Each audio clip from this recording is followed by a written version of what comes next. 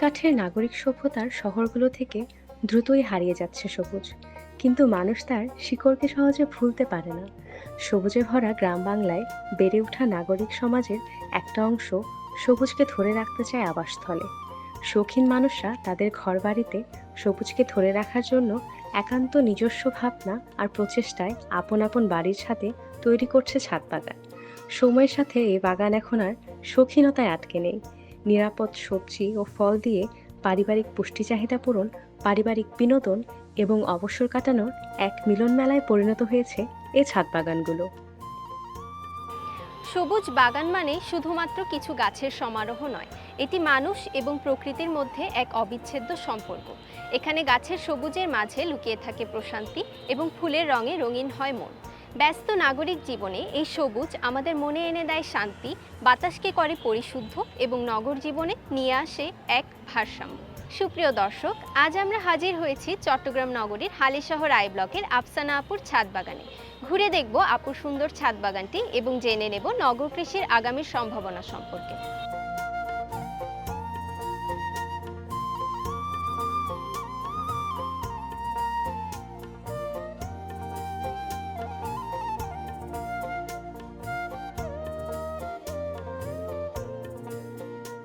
আসসালামু আলাইকুম আপু।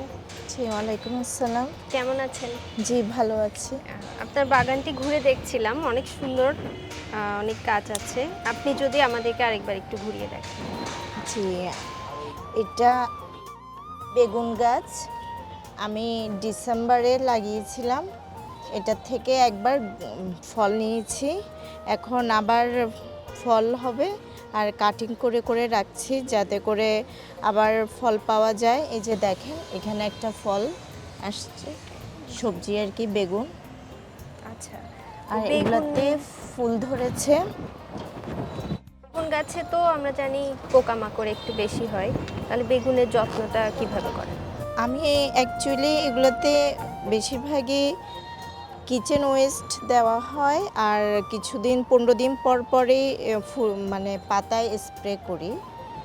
আর হচ্ছে আপনার সার দিক, ইউরিয়া সার, তারপর পটাশ, এরপর ডিএপি, জিপসাম, এগুলো 15 দিন পর পর একবার অল্প পরিমাণে টপ অনুযায়ী অল্প করে দিয়ে থাকি। আসেন, পেঁপে গাছ, এবং আমি তো মানে আপনার ডিসেম্বর থেকে যেহেতু বাগান করা শুরু করেছি, আমার অনেক খরচ পড়েছে। আবার বিশেষ করে এই যে টবগুলো কেনা থেকে শুরু করে এভরিথিং আমার অনেক খরচ পড়েছে। এরপরে আমি চিন্তা করলাম যে আপনার গাছ একটু কম কিনে দেখি একটা থেকে আরেকটা সেপারেট করে লাগানো যায় কিনা। এরপর আমি ওখানে আপনার বীজ, কিচেন ওয়েস্ট থেকে অনেকগুলো চারা গাছ হয়েছে, আমি এখন সেপারেট করে করে লাগাচ্ছি। ইনশাল্লাহ কিছু মান্থ পরে পাওয়া যাবে। এখানে মাটিতে সার বা মাটিগুলো কিভাবে কালেক্ট করেছেন, বা এখানে কি কি ইউজ করেছেন? আমি এগুলো বাহির থেকে মাটি আনিয়ে রাখি, ওখানে মাটি দেখতে পাচ্ছেন। আর এখানে চা পাতা দিয়ে মিক্সিং করি, তারপরে ছাই, এরপরে কিচেন ওয়েস্ট থাকে। আর যদি পোকা আসে তাহলে আমি স্প্রে করে থাকি। আচ্ছা, কতদিন অন্তর পোকার জন্য স্প্রেটা করতে হয়? এটা কি যখন আসে হ্যাঁ, তখন, নাকি কোনো নিয়ম আছে? এটা যখন আমি দেখব যে আপনার পাতার মাঝে কোনো পোকা দেখা যাচ্ছে, তখনই আমি স্প্রে করা স্টার্ট করি আর কি। আচ্ছা, এখানে এটা কি দেখতে পাচ্ছি? এটা শিম গাছ। এটা শীতকালীন শিম, এখন প্রায় মারা যাচ্ছে দেখতে পাচ্ছেন, তবে অনেকবারই আমরা শিম নিয়েছি। এই যে দেখেন, এই যে শিম দেখা যাচ্ছে। আর এটাতে আমি বিশেষ করে ছাই, চা পাতা, তারপরে কিচেনের ওয়েস্টগুলো দিয়ে থাকি। আচ্ছা, বাজারের যে শিম আমরা কিনি এবং আপনি গাছে যে লাগিয়েছেন, এই দুইটা যখন রান্না করেন, দুইটার মধ্যে কোনো পার্থক্য বুঝতে পারেন? হ্যাঁ, এটা হচ্ছে যে খুব মানে তাড়াতাড়ি হয়ে যায় এবং ফ্লেভারটাও ভালো পাওয়া যায়।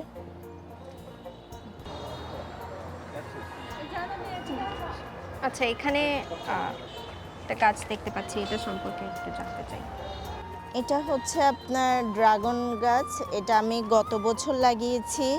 আবার এখানে শাখাগুলো যেগুলো একদম স্টার্টিং থেকে হয়েছিল, আমি একটার মূল সেটাতে আপনার যদি অনেকগুলো শাখা থাকে তাহলে এগুলা কেটে 2টা কি 3টাতে রাখতে হবে। বুঝতে পেরেছেন? বেশি রাখলে ফলটা আসবে না। ড্রাগন কি এখনো ফল পেয়েছেন? না, এটা আমার আসলে মাত্রই করা, যার ফলে দেখেন যে জাস্ট হচ্ছে, বড় হচ্ছে। আর অনেক রোদে এটা থাকতে হবে, ছায়াযুক্ত জায়গায় যদি করা হয় তাহলে হবে না। আচ্ছা, এখানে পানির পরিমাণটা কিরকম দিতে হয় অন্য গাছের তুলনায়? পানি আপনি সব গাছে একই সিস্টেম, পানির মতো দিবেন। কারণ মাটি যখন শুকিয়ে যাবে, এই যে দেখতে পাচ্ছেন এই মাটি এই যে এই ভেজা অবস্থায় আর পানি দেওয়া যাবে না, একদম ড্রাই হয়ে যাবে। তারপরে যদি পানি দেন তাহলে গাছের জন্য ভালো, শিকড় ভালো থাকে। আর এই যে দেখেন এই কতগুলো কচি শাখা আসছে যে, এগুলো সব রাখা যাবে না, এগুলো কাটিং করে করে 3টা কেটে 2টো রাখবো। এই যে এখানে যে মেইন মানে আপনার মূল থেকে যেটা আসছে এটা বড় একটা রাখবো আর এইদিকে একটা রাখবো, যাতে করে এটা সার বা পানি দিলে যেন শক্তিটা বেশি পায়। বেশি শাখা হলে আপনার পুষ্টিটা কম পাবে। এই যে এখানেও ঠিক সেম আমি কেটে কেটে এখানে লাগিয়েছি। আচ্ছা, এখানে পাশে এটা কি গাছ? পাশে এটা আলু গাছ। আচ্ছা, 2টা গাছ যে পাশাপাশি রেখেছেন, এটা অ্যাকচুয়ালি এটা তো দেখতে পাচ্ছেন আমি মানে বিশেষ করে ড্রাগন গাছের জন্য ঝুড়িগুলো করা, কিন্তু এটা অটোমেটিক ওই যে কিচেন ওয়েস্ট দেওয়াতে হয়ে গেছে। আচ্ছা, ঠিক আছে। একটা ছোট মাচার মতো দেখতে পাচ্ছি। এটা হচ্ছে আপনার ধুন্দুল বলি আমরা, বা পরুল আমাদের দেশীয় ভাষায়। এই গাছটা আমি যখন ওইদিকে করেছিলাম অনেক বেশি পেয়েছিলাম, বাট এখানে এখনও ওই যে দেখেন ধরে আছে, কিন্তু ওইভাবে পাইনি। ইনশাল্লাহ সামনে আশা করছি পাবো। এগুলা তো গ্রীষ্মকালীন ফল, সবজি, তাই। আচ্ছা, এখানে একটা দেখতে পাচ্ছি আমড়া গাছ এবং অনেক ফলও দেখতে পাচ্ছি। এই গাছটা আপনি কখন লাগিয়েছেন? এটা আমি আপনার গত বছরের মাঝামাঝি টাইমে লাগিয়েছি। এটার হয়েছে যে এই যে দেখেন আপনি মাটির এটা তোলা একটা পট থেকে আমি তুলে এখানে রিসেট করেছি, বুঝছেন? যার ফলে যে শিকড় দেখা যাচ্ছে, বাট আল্লাহর রহমতে এটা শক্তিশালী হয়ে উঠেছে। যে দেখেন, আমরা কি খেয়েছেন? হ্যাঁ, আমরা খেয়েছি, আবার আসছে। আবার আমি স্প্রে করেছি যাতে করে ফুলগুলো ঝরে না যায়, ফলগুলো সেট হয়। আর এখানে আলু গাছও দেখতে পাচ্ছেন, এগুলো অটোমেটিক উঠেছে, যার ফলে আর আমিও তুলি নাই, যেন মানে হতে থাক। কারণ এটার জিও ব্যাক্টার আপনার মাটির পরিমাণটা বেশি, তো সমস্যা হবে না আশা করি। আর এটা হচ্ছে আপনার 1 বছরের মতো হচ্ছে। আচ্ছা, এখানে ফুল ঝরে না যাওয়ার জন্য স্প্রে করেছেন বললেন, কি কি স্প্রে করেছেন ওটা যদি একটু আমি ফার্স্টে বাসার কিছু মানে হোমমেড আমি নিজে করে স্প্রে করেছি। এরপরে আমি ফ্লোরাটা ইউজ করেছি যেন ফুল না ঝরে। ফ্লোরা দেওয়ার পরে আমি দেখছি যে ঝরাটা কমে গেছে। আচ্ছা, এখানে একটা পেয়ারা গাছ দেখতে পাচ্ছি। এই গাছের পুষ্টি এবং গাছটি আপনি কখন লাগিয়েছেন এই সম্পর্কে বলবেন? পেয়ারা গাছটা আমার কিছুদিন আগেই মানে কেনা, আর আমার মানে গাছের ফল প্রকৃতি থেকে কিছু পাবো এই মানে আশাটা, এবং এটা দেখতে খুবই ভালো লাগে, এই জন্যই আমার পেয়ারা গাছটা আনা। পেয়ারা গাছের গুণাগুণ তো অনেক, আপনার পাতা সেদ্ধ করে খেলেও দাঁতের জন্য উপকারী, চুলের জন্য উপকারী। আর ইনশাল্লাহ এই যে দেখতে পাচ্ছেন ফুলও আসছে। আর এখানে আপনার মাটির পরিমাণ যত ভালো দেয়া যায়, যত বড় ব্যাগে, গাছের বৃদ্ধিও তত ভালো হবে। ছোট ছোট টপে দিলে আপনার গাছের বৃদ্ধিটা কম হবে। বুঝতে পেরেছেন? ঠিক আছে। আর এই যে মাটিতে মানে আপনি এই যে দেখেন ভেজা ভেজা, হ্যাঁ, এই আমার সকালে পানি দেওয়া হয়েছে, এখনও ভেজা, আর আল্লাহর রহমতে বিকেল পর্যন্ত দিতে হবে না। এখানেও শিম দেখতে পাচ্ছি আমরা অনেক। খেয়েছেন আশা হ্যাঁ, করছি। আহ, খাওয়া হয়েছে। আর দেখেন এটা এই টবটাতে আমি এই যে দেখেন একটা, দুইটা, তিনটা করা হয়েছে গাছ। আরও ছিল বাট আমি ওগুলো তুলে ফেলেছি যেন মানে একটা যথাযথ একটা পুষ্টিটা পায়। হ্যাঁ, যথাযথ পুষ্টির জন্য এই একটা গাছ রাখা। আরগুলো এই যে দেখেন তেমন একটা বড় হয়নি, কিন্তু এটাতে প্রচুর পরিমাণে শিম ধরেছে, একদম নিচ থেকে উপর পর্যন্ত থোকায় থোকায় শিম আমরা নিয়েছিও। আর এটাতে আপনার স্প্রে করার প্রয়োজন হয় নাই, মাটিতে জাস্ট আমি ছাই, তারপরে আপনার চা পাতা ড্রাই করে দেওয়া হয়। ভিজাটা দেওয়াটা ঠিক না, বুঝতে পেরেছেন? ভিজাটা দিলে শিকড়টা নষ্ট হয়ে যায়। আর যে কোনো আপনি টিএসপি, পটাশ, জিপসাম এগুলো যখন আপনি দিবেন, এটা টপ পরিমাণ আপনি সারগুলো দিবেন এবং আপনার সেন্টার মানে আপনার হচ্ছে গাছের শিকড় থেকে দূরত্ব বজায় রেখে আপনি সারগুলো দিতে হবে। আচ্ছা, এখানে লেবু গাছ এবং লেবু গাছের ফুল দেখতে পাচ্ছি। এটা কখন রোপণ করা হয়েছে? এই গাছটার বয়স আপনার 1 বছর হয়ে গেছে এবং আমি এটা যখন এনেছি আনার কিছুদিন পরে আপনার এটাতে মাটির পুষ্টিটা ভালো রাখার জন্য আমি মাটি মিক্সিংয়ের টাইমে জৈব সার, কিচেন ওয়েস্ট, তারপর গোবরও দিয়েছি, ছাই দেওয়া হয়েছে, বিভিন্ন রকম মানে আপনার যত সার আছে অল্প অল্প পরিমাণ দিয়ে আমি মাটিটা রেডি করে গাছটা করেছি। এবং যখন ছোট ছিল আমি প্রচুর শাখা কেটেছি। এই দেখেন এখানে এই যে এগুলো সব কাটা। এরপরে ব্রাঞ্চ বের হয়েছে, ব্রাঞ্চ বের হওয়ার পরে ফুলও ধরেছে প্রচুর পরিমাণে, ঝরে যাচ্ছিল। পরে আমি মানে আপনার স্প্রে করেছিলাম। মাটি প্রস্তুতের মানে কিভাবে করব আমি সেই প্রিপারেশন নিচ্ছি এবং এটা অনেক দিন যাবতই করা হচ্ছে। এই যে কিচেন ওয়েস্ট দেখতে পাচ্ছেন, পেঁয়াজের খোসা, এগুলো খুব ইউজফুল, মাটির জন্য অনেক বেশি ভালো। চা পাতা দিয়ে আমি অনেক দিন, এই যে গোবর দেখতে পাচ্ছেন, এগুলো মানে আমার হেল্পিং হ্যান্ড যারা ওরা কালেক্ট করে এনে এখানে রাখে। এরপর কিছুদিন মিক্সিং করার পরে মাটিটা রেডি করা হয়, যার ফলে পরে একটা নতুন গাছ আনলে যেন ওটাতে ভালো পুষ্টি পাওয়া যায়। এই যে মাটি দেখতে পাচ্ছেন, এইগুলাতে এই যে চা পাতা সব মিক্সিং করা হয়ে রেডি করা হলেই আমি একটা গাছের জন্য রেডি মাটি হিসেবে ধরে গাছটা রোপণ করে দিই। আচ্ছা, উপরে খুব সম্ভবত কিছু গাছ দেখতে পাচ্ছি। হ্যাঁ, উপরের আসেন, গাছগুলো যদি দেখান। দেখতে আসেন।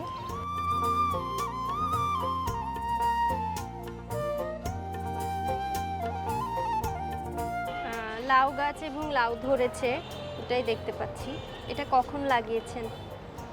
এগুলো আপনার সেপ্টেম্বর মাসে লাগানো হয়েছে। আর লাউ অনেকগুলোই ধরেছে, বাসায় কেটে কেটে নেওয়া হয়েছে, লাস্ট এখন এটা আসছে। আর ওইদিকেও দেখতে পাবেন, ওই যে ভেতরে, ওই যে দেখেন, ওই যে ভেতরে ভেতরে অনেকগুলো আছে। আর এখানেও ছিল, আমি এখান থেকে অনেকগুলো লাউ নিয়েছি।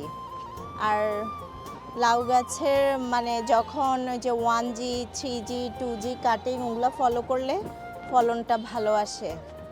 আর হ্যান্ড যে পরাগায়নটা সেটা আমি করেছি।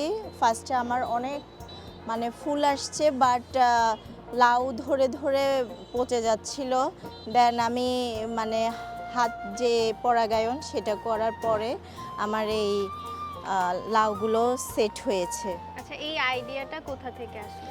আমি এগুলো যখন পচে যাচ্ছিল তখন আমার খুব মানে হতাশা কাজ করেছে যে এত কষ্ট করছি বাট লাউ তো আসছে না, কি করব। দেন আমি ইউটিউব রিসার্চ করে আমি দেখলাম যে এই সিস্টেম ফলো করলে মানে লাউগুলো পরিপক্কতা লাভ করে। দেন আমি যে সিস্টেমটা বললাম আপনাকে, যে হাত পরাগায়ন, ওই যে আপনার বিকেল বা খুব ভোরে এসে পরাগায়ন করলে মানে আর আপনার লাউটা পচে না।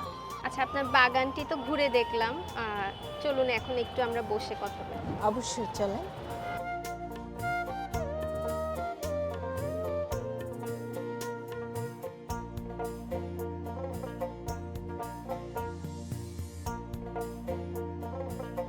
আপু, আপনার বাগানটা এতক্ষণ ঘুরে দেখলাম, অনেক ফল এবং সবজির গাছ আছে। তো এই ছাদ বাগানের শুরুর জার্নিটা আপনার আমাদেরকে জানাবেন। আমার আসলে আগেও বাগান করা হয়েছিল, বাট মাঝে মধ্যে বাগানে গাছ যখন মারা যায় মন ভেঙে যায়, আর করা হয় না। এরপর আবার জন্মানোর পরে আমি গত 1 বছর 25 সালের শুরু থেকে এই পর্যন্ত আসলাম, এবং গাছগুলো আপনি দেখতে পাচ্ছেন যে মোটামুটি মানে পরিপক্কতা লাভ করেছে, এবং ফলও অনেকগুলো গাছে 2-3 বার করে খাওয়া হয়েছে আমার। আচ্ছা আপু, ছাদ বাগান করতে গেলে আমরা জানি যে একটা নির্দিষ্ট পরিমাণ সময় এখানে দিতে হয়। তো আপনি প্রতিদিন কতক্ষণ সময় আপনার বাগানের পেছনে ব্যয় করেন? সময় হচ্ছে আমি সকালে তো টাইম দেওয়াটা সবচেয়ে ভালো। তো সকালে পানি দিই কিছুক্ষণ, তখন তো টাইম পাই না, যেহেতু বাচ্চাদেরকে স্কুলে নেওয়া আনা দিয়ে আমি এসে পানি দিই। এরপরে বিকেলবেলায় এসে আমি যতক্ষণ টাইম পাই, যেমন 4টার পরে বা 4:30টার পরে আমি যতক্ষণ পারি গাছের যত্ন করি, পানি দিই, কোনো প্রবলেম থাকলে ওগুলো দেখি। তো অনেকের মধ্যে একটা ধারণা থাকে যে ছাদ বাগান যদি আমরা করি তাহলে ছাদের ক্ষতি হয়। এই বিষয়টাকে আপনি কিভাবে দেখেন, বা আপনার ধারণা কি এই সম্পর্কে? ভয়ভীতি সবার মাঝে কাজ করে, এটা আমি অনেকের কাছ থেকে শুনি। তো আপনার হচ্ছে যে এমন, যদি আমি উপর করে সিস্টেম ওয়াইজে করি, ইট বা উঁচু করে কিছু দিই, পানি জমে না থাকে সিস্টেম ওয়াইজে, তাহলে আমার মনে হয় না এতটা বেশি হ্যাম্পার হবে। অন্যান্য অনেক শখের মধ্যে ছাদ বাগান করার শখটাই আপনার কেন হলো, বা এটা কিভাবে হলো? অ্যাকচুয়ালি শখ তো সবারই থাকে, আর নেচার কে না ভালোবাসে বলেন। আমি ফুলের বাগান করার খুব ইচ্ছে ছিল, বাট ফুলের বাগান করলে ওটা খুব ইজি, ওটা আপনি যখন তখনই করতে পারবেন, কোনো প্রবলেম হয় না।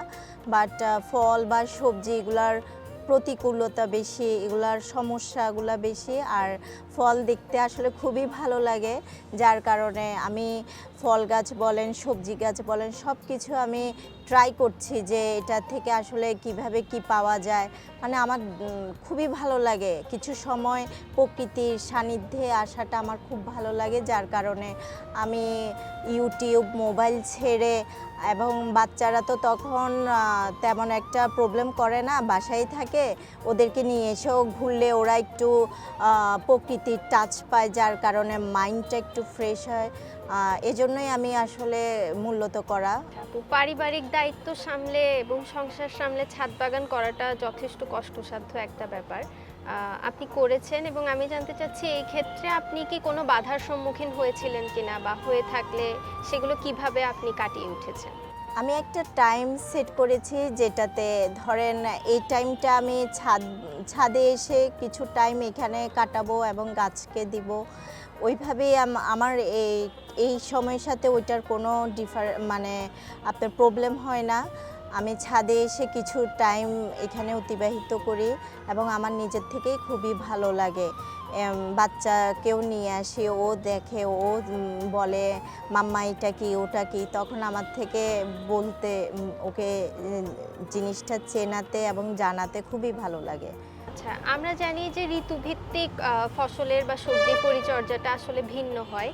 তো এই ক্ষেত্রে গ্রীষ্মকালে কি ধরনের পরিচর্যা করতে হয়, এবং অন্য ঋতু যেমন শীতকালে কি ধরনের পরিচর্যা করতে হয়, এই সম্পর্কে আমাদেরকে একটু জানান। শীতকালীন আসলে যে ফসলগুলো বা ফল তো আপনার 12 মাসই আপনারা জানেন, আর সবজি বিশেষ করে ওগুলা শেষ হওয়ার পরে গ্রীষ্মকালীন সবজিগুলো আসে, ওগুলা লাগিয়ে দিতে হয়। এই যে এখন ফেব্রুয়ারি মান্থ থেকে আপনার এই চারাগুলো দিতে হবে, যেমন আপনার ধুন্দুলের বিচি, তারপর বেগুন, টমেটো, কাঁচামরিচ, এই টাইপের পটল, করলা, এই টাইপের সবজিগুলো এখন যদি করেন তাহলে আপনি টাইম টু টাইম জিনিসটা পাবেন আর সবজি পাবেন। আর হচ্ছে প্রসেসিং বলেন আর আপনার গাছের স্প্রে বলেন, কীটনাশক, যখনই আপনি পোকা দেখবেন তখনই আপনাকে করতে হবে। আর পানির বিষয়টা হচ্ছে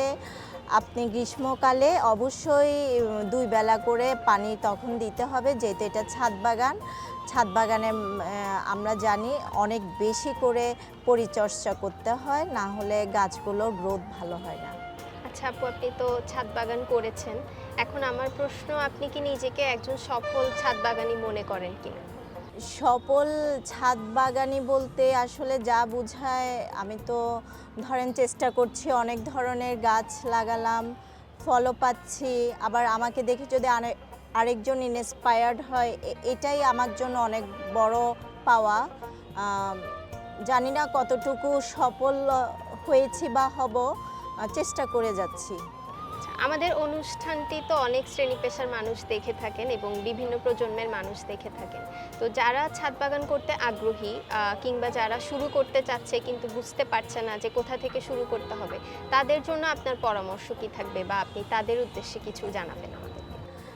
যেহেতু আমাদের সমাজে মানুষ এখন বিভিন্ন কাজ, অফিস এগুলো সামাল দিয়ে বাগান করাটা অনেক বড় চ্যালেঞ্জের ব্যাপার। তো সেই দিক থেকে ছোট পরিসরে কিচেনের কিছু জিনিস দিয়ে ফার্স্টে শুরু করতে পারে। দেন আপনার যদি সে বুঝে যে হ্যাঁ এভাবে এই প্রসেসিংয়ে করলে জিনিসটা ভালো হবে, দেন কালেক্ট করে মাটি এবং সব কিছু মিশিয়ে একটা টব রেডি করে তখন যে কোনো ফল গাছ, ভালো গাছ এনে করতে হবে এবং স্পেস থাকতে হবে, তার জন্য যথেষ্ট পরিমাণ রোদ থাকতে হবে। এতে আমি মনে করে যে কোনো মানুষের জন্য এবং পারিবারিকভাবেও সে সবাইকে বাগান সম্পর্কে, গাছ সম্পর্কে জানাতে পারবে এবং সে মানে প্রকৃতির কাছাকাছি চলে যেতে পারবে, এই আর কি।